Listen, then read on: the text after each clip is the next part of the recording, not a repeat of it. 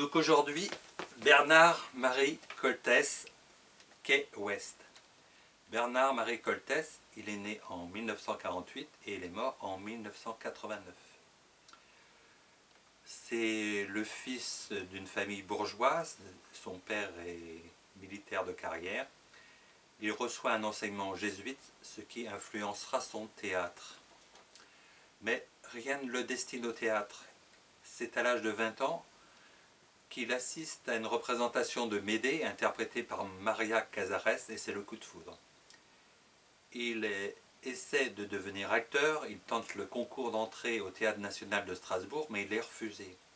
Ensuite, il travaille sur une adaptation théâtrale d'Enfance de Gorky, qui devient sa première pièce intitulée Les Amertumes. Ensuite, il crée sa propre compagnie, le Théâtre du Quai. Il écrit L'Héritage, puis La nuit juste avant les forêts. Coltès ensuite rencontre Patrice Chéreau, c'est le début d'une longue collaboration entre les deux hommes au Théâtre des Amandiers à Nanterre avec Combat de nègres et de chiens, Quai Ouest, dans la solitude des champs de coton, mais il se brouille avec lui et joue ses pièces au Théâtre du Rond-Point, Le Retour au désert, Roberto Zucco. Le théâtre de Coltès est un théâtre de la révolte, mais aussi de la solitude absolue. Quai Ouest. Sur les quais d'une ville portuaire abandonnée, dans un hangar désaffecté, une rencontre impossible entre un homme d'affaires, Cor, qui fuit un procès pour abus de biens sociaux, et un jeune, Charles. La scène se situe au début de la pièce. J'ai peur. Pourquoi? J'ai peur, je ne sais pas pourquoi. Tu as ton arme? Une arme? Non, pourquoi? Un flic ne viendrait pas dans un coin comme celui-là sans son arme. Je ne suis pas un flic. Fonctionnaire? Non. Privé? Non. Quoi alors? Rien. Normal. Un particulier. Si c'est vrai, t'as raison d'avoir peur. C'est des Weston? Quoi? Les chaussures. Ce n'est pas moi qui m'achète mes chaussures. Qui est-ce? Qui?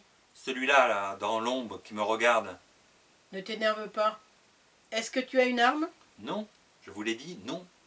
Personne ne viendrait ici sans arme, sans raison. J'ai ma raison. Donc tu as une arme. Non. Si c'est vrai, t'as la tête fêlée, mon vieux. Il veut savoir qui vous cherchez. Personne. Qu'est-ce que vous êtes venu faire ici alors? Mourir. Je suis ici pour mourir. Qui c'est qui veut ta mort? Personne. Moi. Pourquoi? Pour une histoire à moi. Une histoire d'argent. Je dois rendre des comptes pour de l'argent qu'on m'a confié et voilà. Cet argent n'existe plus. Pour vous en dire un peu, il s'agit d'argent sacré. Je ne peux pas me présenter au conseil d'administration. Une histoire de réputation, si vous voulez. Ma réputation est à l'eau. Je me fous bien qu'elle soit à l'eau. Cela ne me gêne pas, mais je ne veux pas voir le plongeon.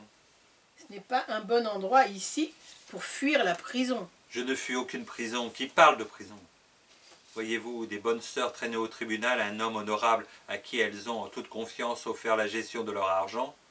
Je n'ai simplement ni l'âge ni l'envie de me refaire une personnalité. Pourquoi tu ne files pas à l'étranger avec cet argent? Mais quel argent?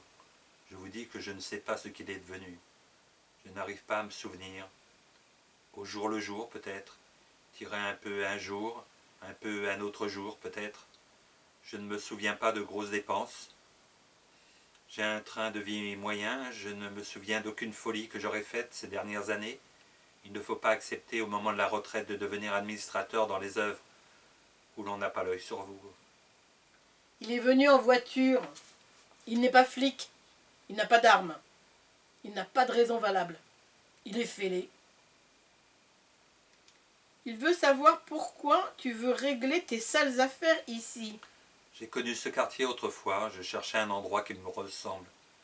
Je veux seulement qu'on me laisse approcher du fleuve, qu'on me laisse ramasser 2 pierres. Je ne ferai aucun bruit.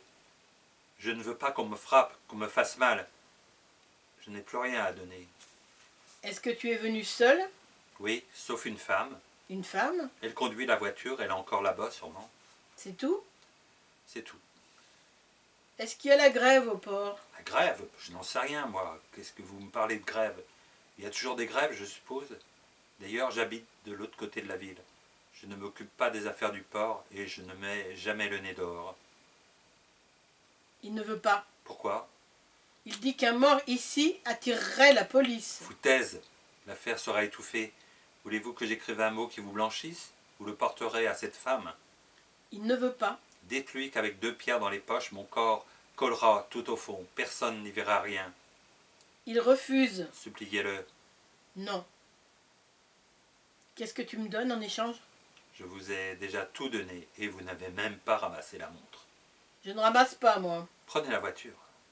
Tu ne m'as pas donné d'argent. Je vous ai donné mes cartes de crédit. Pas d'argent. Mais c'est de l'argent, ça. Je ne connais pas d'autre forme d'argent. Dans tes poches. J'ai vidé mes poches. Prenez ma veste si vous le voulez. Et fichez-moi la paix avec votre argent. Qu'est-ce que vous voulez donc? 100 francs par-ci, 100 francs par-là, l'alcool et les cigarettes? Foutaise. Les billets et les pièces, c'est l'argent du pauvre, de l'argent de sauvage. Mes cartes de crédit sont de l'argent et ma Rolex et ma voiture. Elle est garée à 2 rues d'ici. Ne me dites pas qu'une voiture, ce n'est pas de l'argent. Il ne répond pas aux questions. Je crois qu'il est complètement fêlé. Tu vas vraiment le faire? Oui, Pourquoi? T'as tout ce que tu veux. Tu peux partir où tu veux. T'as du pognon. Je le sens, ton pognon. L'odeur me pique les yeux. Pourquoi tu ferais ça? lâchez-moi. Et les clés? Elles sont sur la voiture, je suppose. Et la femme? Débrouillez-vous avec elles. Et tes chaussures? Je les garde.